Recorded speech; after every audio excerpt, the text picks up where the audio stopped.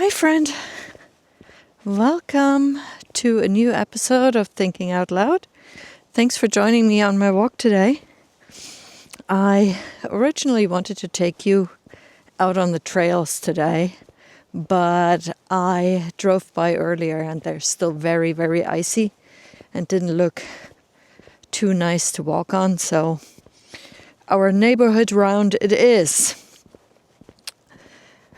Last week I talked about the impact of AI on the way we communicate and how AI speech is everywhere these days. And I don't know what happened. Probably because I was paying more attention to things, but topics related to this specific subject started to pop up everywhere. When I looked at my YouTube feed, there were all kinds of videos related to AI and ChatGPT, and very interestingly, those were a lot of videos, actually tutorials on how to use ChatGPT or AI tools in general to make content creation easy. So basically the message is, everybody can be a content creator. You don't need to put in a lot of effort. Just do this and learn a few prompts and AI does the rest for you. And I watched a couple of those tutorials because I was intrigued. So I watched a couple of those things, and there was specifically one creator. She demonstrated the whole process, which was in a nutshell asking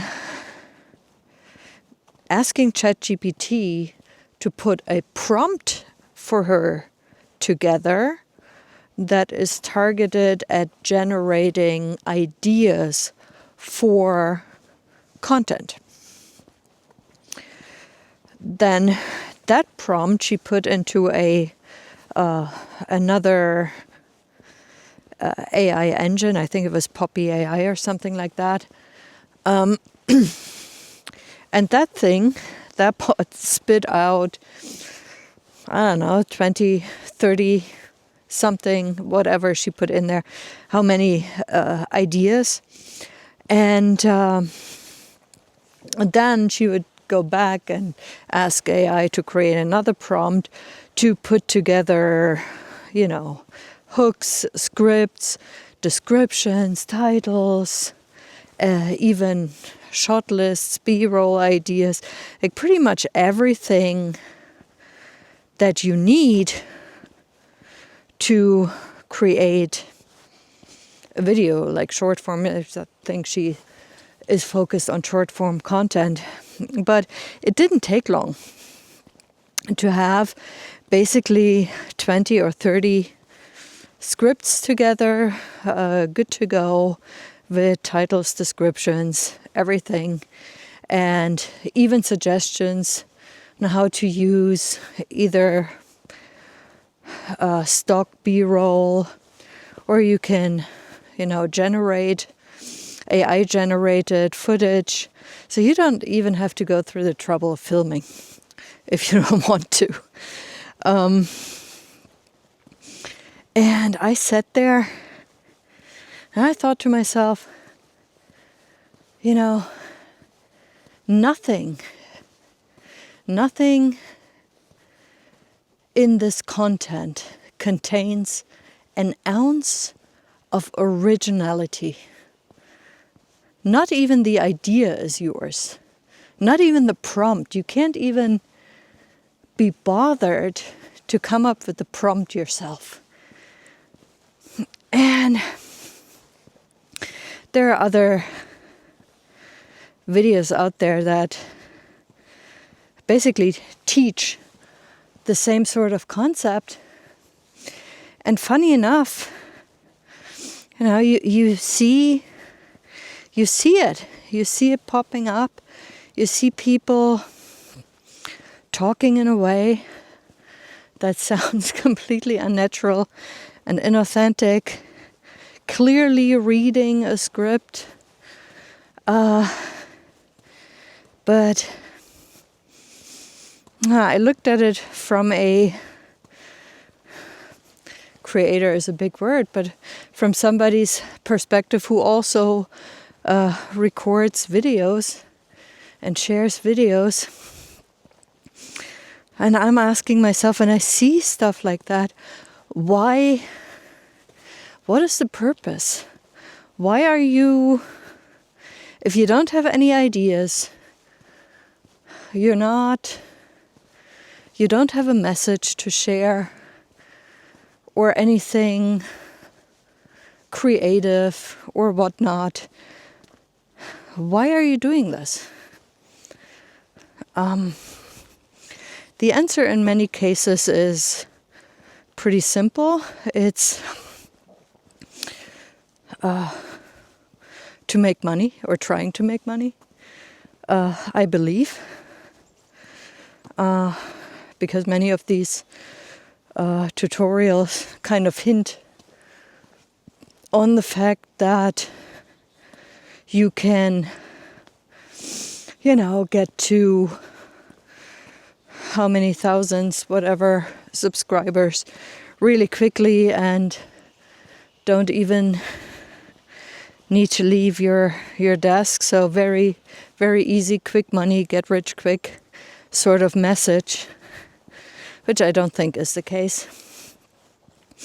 But if that's the only purpose, then on the other hand, for me as a consumer, why would I want to watch that?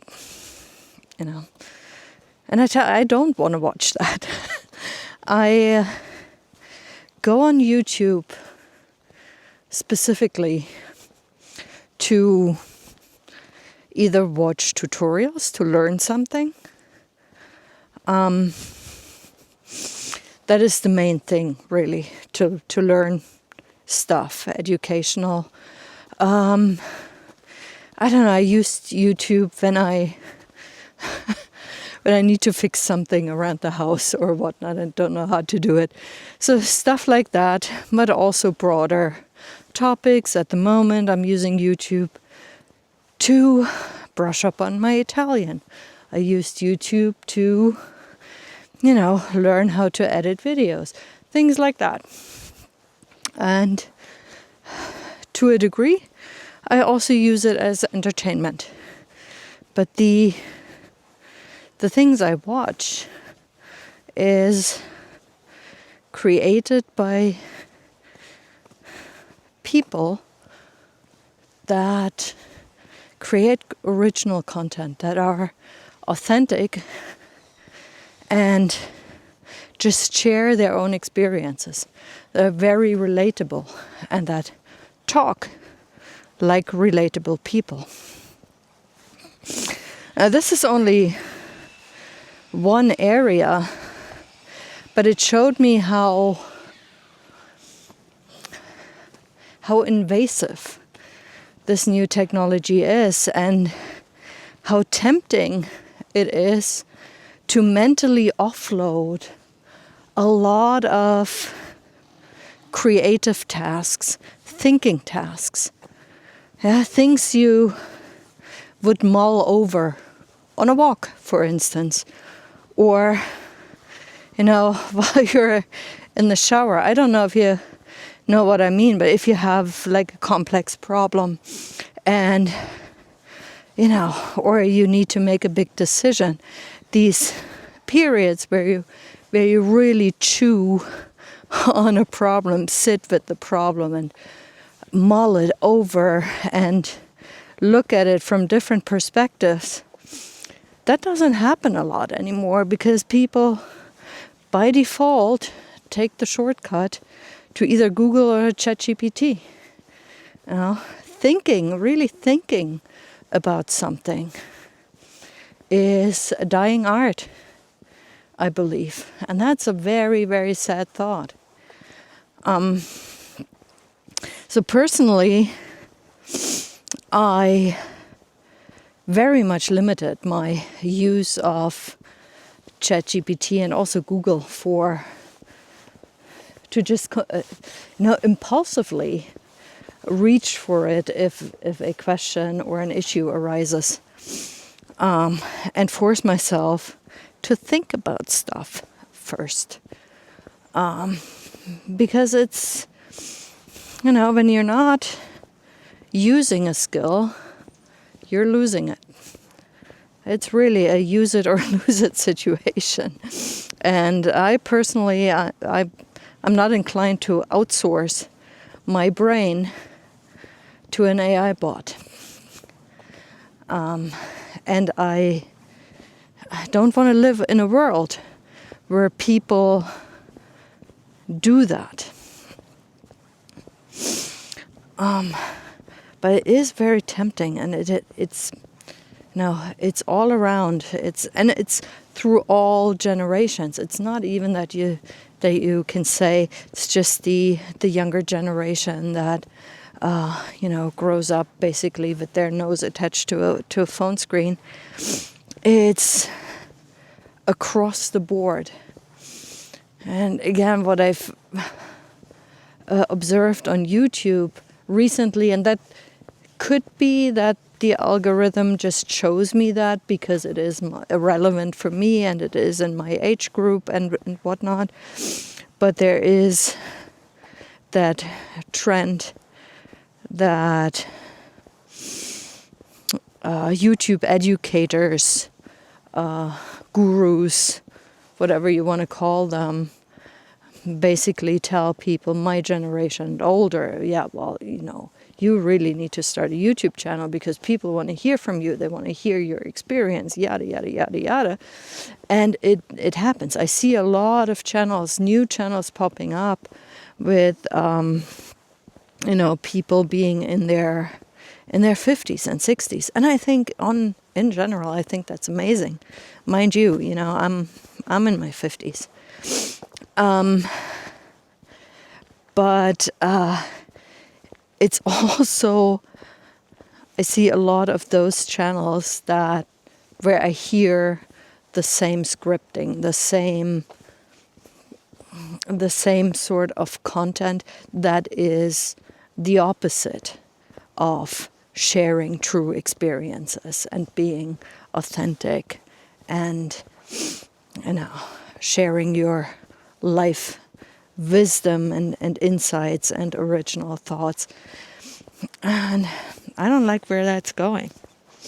I'm not anti-AI. I said that in my video last week. I use it for certain things at work, as a sort of automation function, and it has its uses, but I use it as a tool to make certain things easier for me.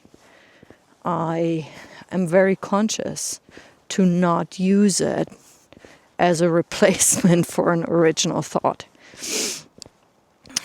So that's where I'll leave you today. A little bit of a longer rant today. I hope you have a wonderful day, and I see you in the next video. Take care. Bye.